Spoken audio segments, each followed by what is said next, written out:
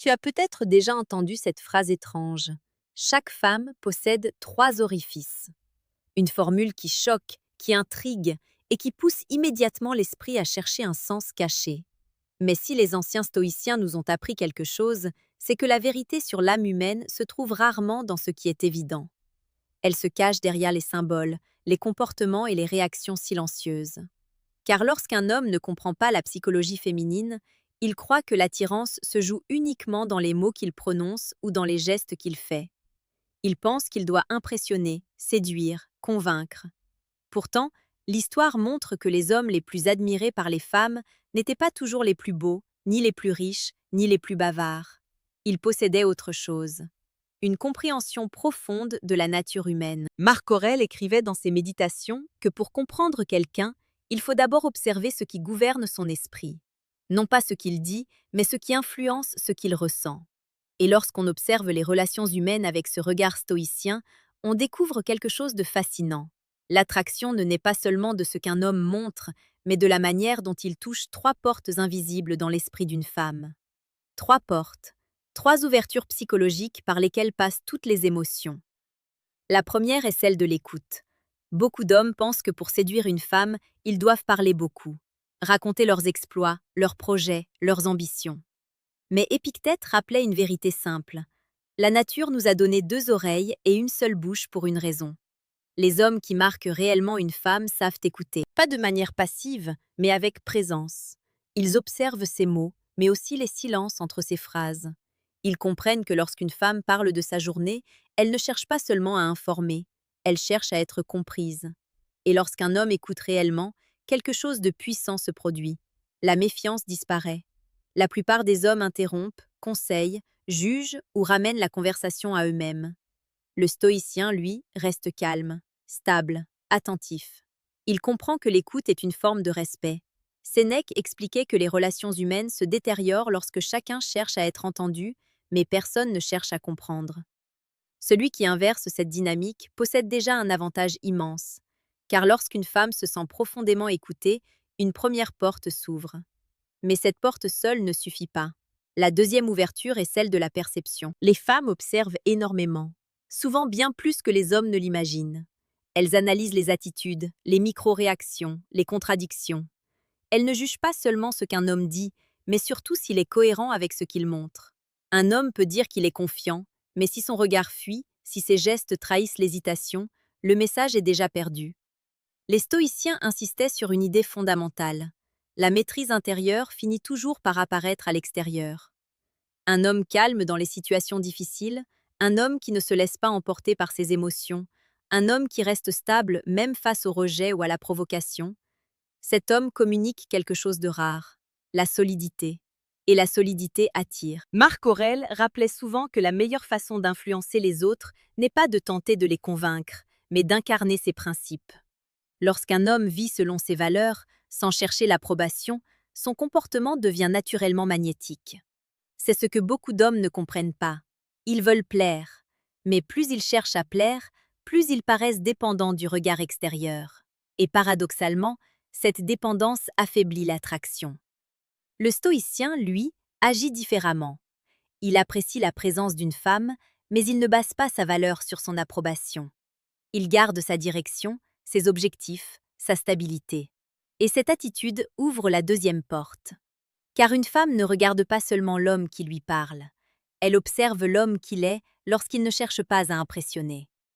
Et puis il y a la troisième ouverture, la plus invisible, la plus puissante, celle qui détermine si une relation restera superficielle ou deviendra profondément marquante. Cette ouverture se situe dans l'imaginaire. Les stoïciens comprenaient très bien le pouvoir de l'esprit humain. Épictète disait que ce ne sont pas les événements qui troublent les hommes, mais l'idée qu'ils s'en font. Et cette idée s'applique aussi à l'attraction. Lorsqu'un homme devient prévisible, totalement lisible, toujours disponible, toujours d'accord, quelque chose disparaît peu à peu. Le mystère.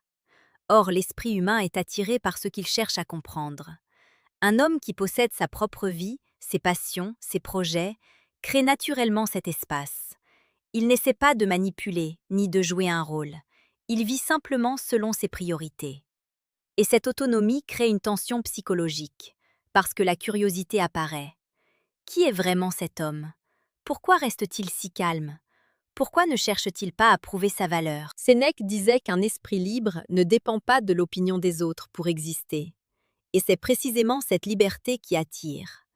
Un homme libre émotionnellement devient rare dans un monde rempli de dépendance affective. Mais il y a une erreur que beaucoup commettent lorsqu'ils découvrent ces principes. Ils tentent de les utiliser comme des techniques. Or, le stoïcisme n'est pas une stratégie de manipulation. C'est une transformation intérieure. Marc Aurèle ne cherchait pas à contrôler les autres. Il cherchait à se contrôler lui-même. Et paradoxalement, c'est cette maîtrise personnelle qui influence naturellement les relations. Lorsqu'un homme développe la discipline, la patience et la clarté mentale, il cesse de courir après l'attention. Il devient quelqu'un qui choisit plutôt que quelqu'un qui supplie. Et cette différence change parce que les relations humaines fonctionnent souvent comme un miroir. L'énergie que l'on dégage influence la manière dont les autres réagissent. Un homme anxieux crée de la distance. Un homme stable crée de la confiance. Un homme désespéré crée de la fuite. Un homme centré crée de la curiosité. Mais comprendre ces trois ouvertures psychologiques n'est que le début.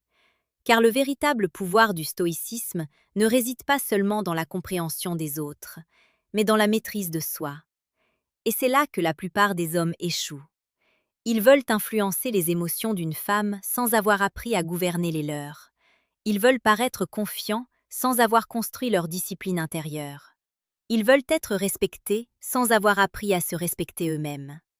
Les stoïciens étaient clairs sur ce point.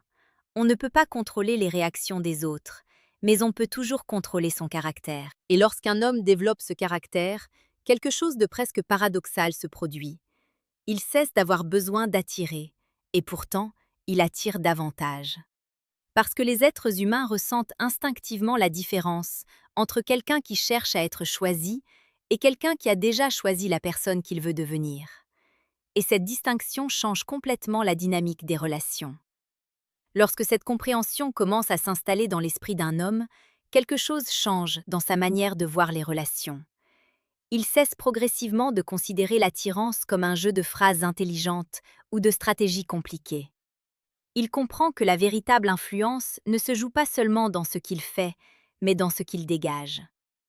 Les stoïciens répétaient souvent que la tranquillité intérieure est l'une des formes de puissance les plus rares. Dans un monde rempli d'agitation, celui qui reste calme devient immédiatement différent. Et cette différence ne passe jamais inaperçue. Imagine un instant deux hommes dans la même situation. Tous deux parlent à une femme qu'ils trouvent attirante. Le premier cherche constamment les bons mots. Il analyse chaque réaction, chaque sourire, chaque silence. Il craint de faire une erreur. Son esprit court dans toutes les directions. Le second homme, lui, est présent. Il parle simplement, sans chercher à prouver quoi que ce soit.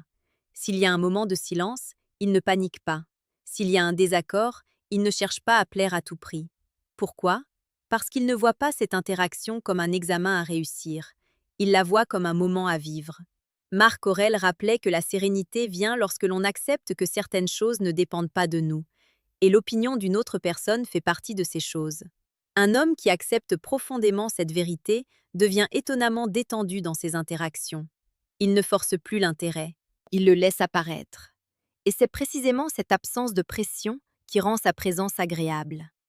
Car lorsqu'une femme sent qu'un homme essaie trop de la convaincre, elle ressent inconsciemment une forme de tension. Mais lorsqu'elle sent qu'un homme est simplement lui-même, sans besoin d'approbation, elle perçoit quelque chose de beaucoup plus rassurant, la stabilité. Les stoïciens parlaient souvent de la force tranquille, une force qui ne cherche pas à se montrer, mais qui est toujours là.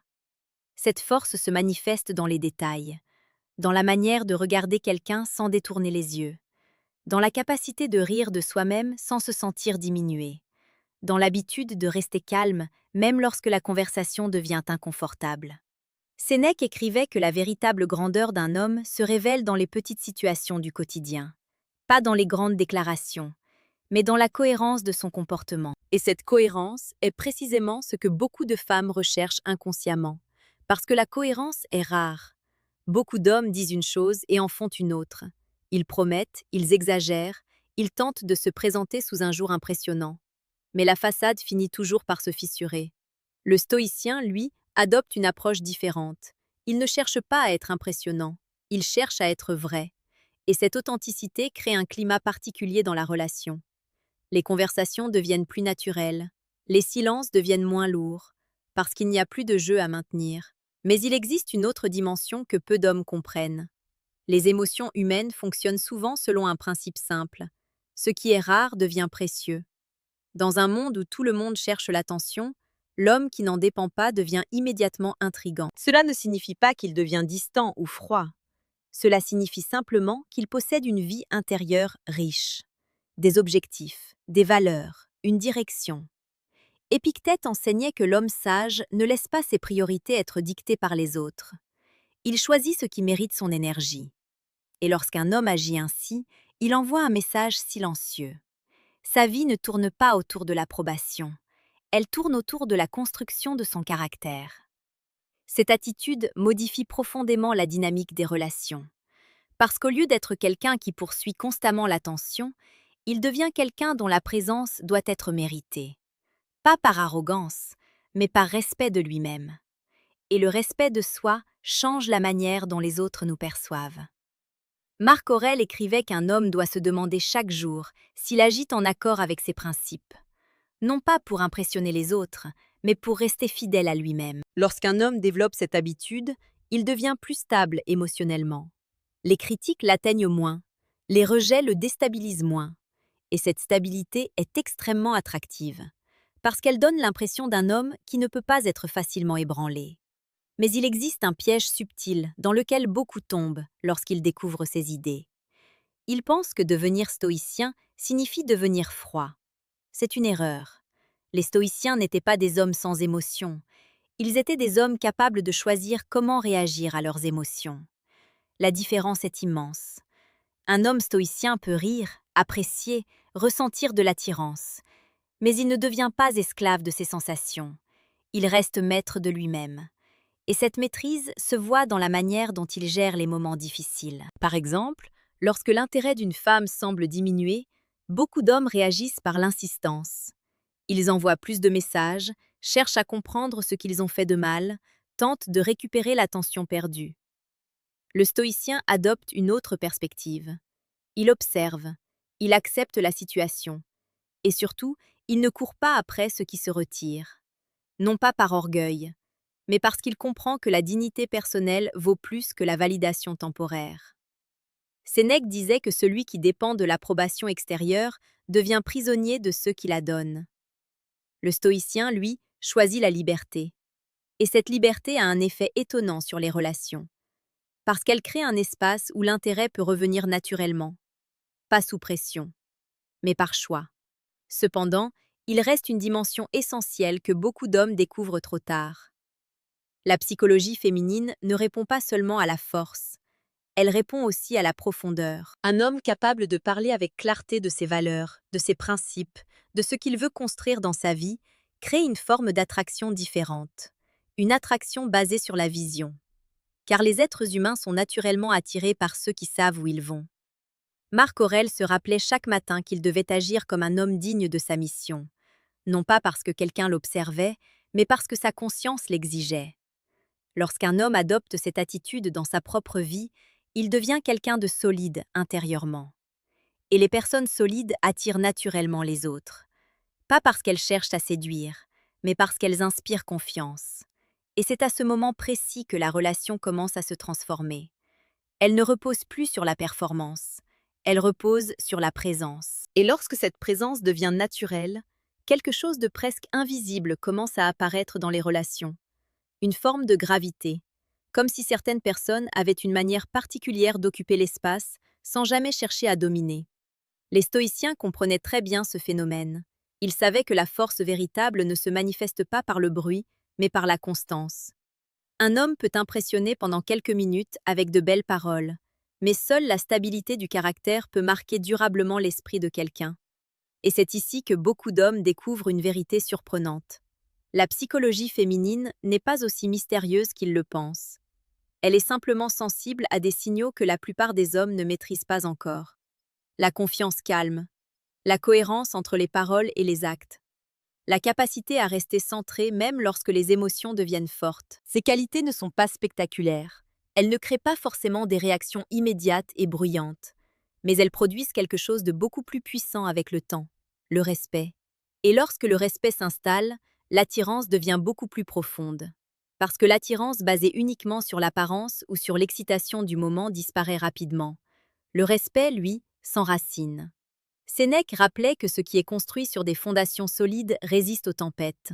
Dans les relations humaines, ces fondations sont le caractère. C'est pourquoi les hommes qui adoptent réellement la discipline stoïcienne deviennent différents avec les années. Ils cessent progressivement de courir après l'attention superficielle. Ils cherchent plutôt à construire une vie qui a du sens. Ils développent leurs compétences. Ils poursuivent leurs objectifs. Ils prennent soin de leur corps et de leur esprit. Et surtout, ils apprennent à être bien avec eux-mêmes. Marc Aurèle écrivait qu'un homme doit apprendre à vivre en paix avec sa propre compagnie. Celui qui ne supporte pas la solitude devient dépendant des distractions et des validations extérieures. Mais celui qui peut être seul sans se sentir vide devient libre. Et cette liberté change complètement la manière dont il interagit avec les autres. Il ne cherche plus quelqu'un pour combler un manque. Il partage simplement une partie de son chemin avec ceux qui choisissent de marcher à ses côtés. Cette attitude crée une dynamique beaucoup plus saine dans les relations. Parce qu'il n'y a plus de besoin désespéré. Il y a simplement une rencontre entre deux personnes qui se respectent. Mais pour atteindre cet état d'esprit, il faut accepter une réalité que beaucoup préfèrent ignorer. Toutes les relations ne sont pas faites pour durer. Certaines rencontres sont brèves. Certaines attirances disparaissent. Certaines personnes ne verront jamais la valeur que l'on possède. Et les stoïciens diraient que cela est parfaitement normal. Épictète enseignait que la souffrance naît souvent lorsque nous exigeons que la réalité corresponde exactement à nos attentes. Mais lorsque nous acceptons que chaque chose suit son propre chemin, l'esprit devient plus léger. Un homme stoïcien comprend donc que l'intérêt d'une femme peut apparaître, puis disparaître. Et cela ne détruit pas sa confiance. Parce que sa valeur ne dépend pas d'une seule interaction, ni même d'une seule relation. Elle dépend de la manière dont il choisit de vivre. Cette perspective donne une force intérieure immense. Elle permet de rester digne dans toutes les situations. Si l'intérêt est présent, il l'apprécie. S'il disparaît, il continue sa route. Sans amertume, sans ressentiment. Sénèque disait que l'homme sage ne s'accroche pas à ce qui ne dépend pas de lui. Il apprécie ce qui vient et il laisse partir ce qui doit partir. Cette philosophie peut sembler simple, mais elle transforme profondément la manière de vivre les relations. Car beaucoup d'hommes passent des années à essayer de comprendre pourquoi une relation n'a pas fonctionné, pourquoi une personne est partie, pourquoi les sentiments ont changé. Le stoïcien adopte une vision différente. Il se demande simplement: ai-je agi avec dignité? Ai-je respecté mes principes? Ai-je été honnête avec moi-même? Si la réponse est oui, alors il n'y a rien à regretter. Et cette tranquillité intérieure devient visible. Elle se voit dans la posture, dans le regard, dans la manière de parler. Elle se ressent dans la façon dont un homme gère les moments de tension ou d'incertitude. C'est cette tranquillité qui ouvre réellement les trois portes dont nous parlions au début. Parce qu'un homme calme écoute mieux. Un homme stable est perçu plus clairement. Et un homme qui vit selon ses propres valeurs devient naturellement intrigant. Il n'a pas besoin de jouer un rôle. Il n'a pas besoin de manipuler les émotions. Sa simple manière d'être crée déjà une impression forte. Et c'est précisément ce que les stoïciens tentaient de transmettre depuis des siècles. La véritable influence vient toujours de l'intérieur. Avant de continuer, laisse-moi te rappeler quelque chose d'important. Si ce genre de réflexion sur la psychologie humaine et la philosophie stoïcienne t'aide à voir les relations sous un angle plus clair, pense simplement à t'abonner à la chaîne. Cela permet à cette communauté d'hommes qui cherchent à devenir plus lucides, plus disciplinés et plus libres de continuer à grandir. Parce que la réalité est simple. La plupart des gens vivent leurs relations de manière réactive, guidés par l'impulsion du moment. Mais celui qui développe la maîtrise intérieure possède un avantage immense. Il agit avec intention. Il parle avec calme. Et surtout, il choisit avec sagesse les personnes qui méritent vraiment sa présence. Petite parenthèse, les amis. J'ai créé un manuel complet sur la séduction stoïque. Il t'apprend comment parler avec maîtrise pour créer une vraie attraction. Le lien est en première ligne de la description. On continue. Car au final, la leçon la plus importante que les stoïciens nous laissent n'est pas une technique pour comprendre les autres, c'est une discipline pour se comprendre soi-même. Marc Aurèle se rappelait chaque jour que la seule chose véritablement sous son contrôle était son esprit. Ses pensées, ses réactions, ses choix. Tout le reste appartient au monde extérieur. Et lorsque cette vérité devient claire, une forme de liberté apparaît. L'homme ne cherche plus désespérément à être aimé. Il cherche à devenir quelqu'un qui mérite naturellement le respect.